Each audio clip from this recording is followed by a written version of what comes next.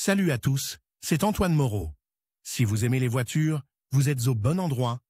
Continuez à regarder cette vidéo, on passe tout de suite au sujet du jour. L'installation de bavettes sur les voitures n'est pas toujours effectuée par le constructeur. Les constructeurs utilisent souvent de petites protections en plastique à l'avant du seuil ou du pare-choc arrière, qui coupent partiellement l'écoulement de la saleté sous les roues. Les concessionnaires proposent l'installation d'éléments supplémentaires moyennant un supplément de prix. Les propriétaires de voitures ayant un certain kilométrage peuvent monter eux-mêmes les écrans dans un garage. Pourquoi ai-je besoin de garde-boue sur ma voiture? Les pneus de voiture à relief évacuent la saleté et l'eau de la zone de contact, ce qui améliore l'adhérence sur la chaussée. Comme la roue qui tourne rejette le flux vers l'arrière, le sable et les petits cailloux peuvent endommager la peinture et les vitres des voitures circulant dans le trafic. Des écrans en plastique ou en caoutchouc sont fixés au seuil de la carrosserie et au pare-choc arrière, ou à l'aile, pour réfléchir les objets étrangers. Cet élément réduit les éclaboussures sur les côtés, protégeant ainsi les piétons sur les trottoirs proches de la chaussée. Pourquoi certains conducteurs renoncent-ils au garde-boue? Les propriétaires de voitures refusent parfois d'installer ces éléments, pour les raisons suivantes: une résistance aérodynamique accrue et une augmentation de la consommation de carburant de 1 à 2% sur les voitures fabriquées après le début des années 2000, les éléments d'origine n'ont pas d'impact négatif.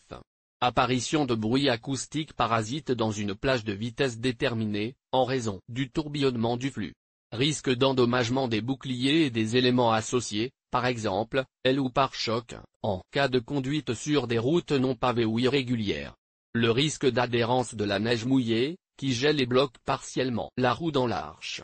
Le refus d'investir de l'argent supplémentaire dans une nouvelle voiture, en cas de manque de pièces d'usine. La nécessité de percer des trous supplémentaires dans la carrosserie pour le montage, nécessaire sur certains modèles de voitures. Le retrait du garde-boue d'origine a un impact négatif sur le véhicule et les véhicules voisins. Des espaces sont créés dans le passage de roues, entre les panneaux de carrosserie, le pare-choc ou le garde-boue, dans lesquels la saleté humide peut s'accumuler. Malgré la galvanisation et les revêtements de protection supplémentaires, des poches de corrosion se forment sur les surfaces métalliques. En outre, les agents routiers agressifs qui se mêlent à la saleté accélèrent la détérioration des tôles d'acier. En outre, le sable fin provenant de sous les roues sépare la peinture du pare-choc et des seuils. Sur les véhicules équipés d'extensions de passage de roues, les garde-boue font partie des couvercles en plastique situés sur les bords des ailes. Lorsque ces éléments sont enlevés, le flux de saleté vole non seulement sur les voitures qui suivent, mais recouvre également les côtés des portières,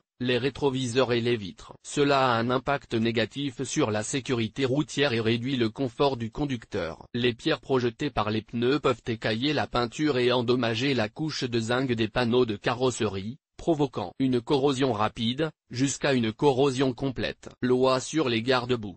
L'utilisation des boucliers de protection est prescrite par le décret du gouvernement de la Fédération de Russie N°1090, tendant la version initiale du 23 octobre 1993 que dans les éditions ultérieures. La norme a été promulguée dans le Code de la route, qui comporte un paragraphe 7.5. Cette section réglemente l'utilisation d'autres éléments de la construction du véhicule. Plus précisément, la clause stipule que le propriétaire est tenu d'utiliser les garde-boue lorsqu'ils sont fournis par l'usine. Cette exigence a été conservée dans la dernière version des règles, datée du 21 décembre 2019. Certains propriétaires de voitures interprètent à tort l'article 7.5 du Code de la route, qui fait référence à un déflecteur arrière. Dans ce cas, il ne s'agit pas de garde-boue pour les roues arrière, mais d'une barre d'acier spéciale montée sur des supports qui empêchent la voiture de passer sous les essieux d'un camion ou d'une remorque lors d'une collision par l'arrière. L'article stipule clairement que des jupes et garde-boue doivent être installés derrière les roues avant et arrière. Sanction actuelle en cas d'absence de garde-boue. En cas de découverte de garde-boue endommagé ou manquant, un agent de la police de la circulation peut infliger une amende en vertu de l'article 12.5,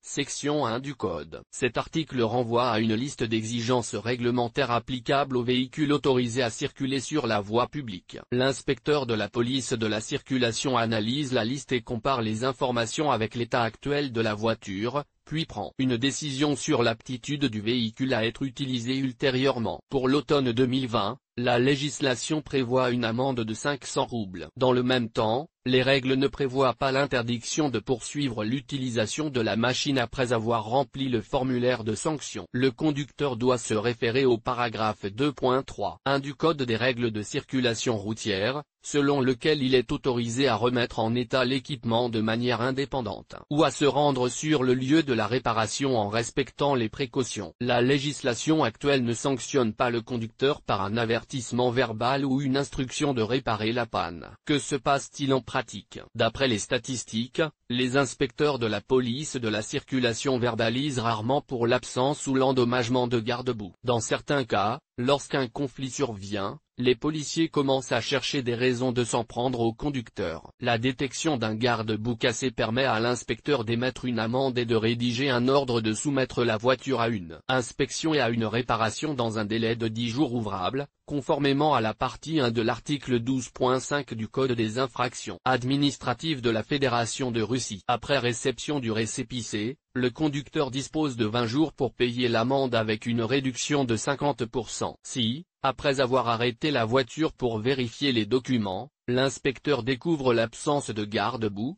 le conducteur doit poliment informer l'agent que l'assemblage a été perdu récemment et que le véhicule se dirige vers la zone de réparation. Une manière calme de construire le dialogue permet de se limiter à un avertissement, mais le propriétaire de la voiture doit installer les garde-boue sur le point d'appui dès que possible. Dans le cas contraire, il ne sera pas possible d'éviter la sanction au deuxième arrêt. L'utilisation de garde-boue n'est pas prévue sur une partie des véhicules étrangers et sur les anciens véhicules soviétiques. Pour le confirmer, il faut présenter une carte de diagnostic qui montre qu'il n'y a pas de pare-boue pour refléter les éclaboussures sous les roues. Sur certains modèles de voitures, les boucliers sont moulés avec le pare-choc ou des ailes avec des surfaces réfléchissantes spéciales sont utilisées. Dans ce cas, l'installation de boucliers supplémentaires sera considérée comme une modification de la conception du véhicule. Que faire en cas d'amende? Si une voiture est arrêtée par un agent de police à un poste de contrôle fixe ou mobile pour vérifier des documents et qu'il s'avère qu'elle est dépourvue de garde-boue, le conducteur se voit délivrer une décision d'imposer une amende administrative. Le propriétaire de la voiture peut demander l'établissement d'un rapport, ce qui entraîne des coûts en termes de temps, de sorte que les inspecteurs de la police de la circulation tentent d'éviter une telle procédure. Dans ce cas, il est probable que le conducteur reçoive un avertissement verbal et l'ordre d'éliminer le défaut détecté, malgré l'absence de sanction pour cette infraction. Si un agent de la police de la circulation rédige un procès-verbal sur l'infraction constatée, en plus du récépissé de la sanction,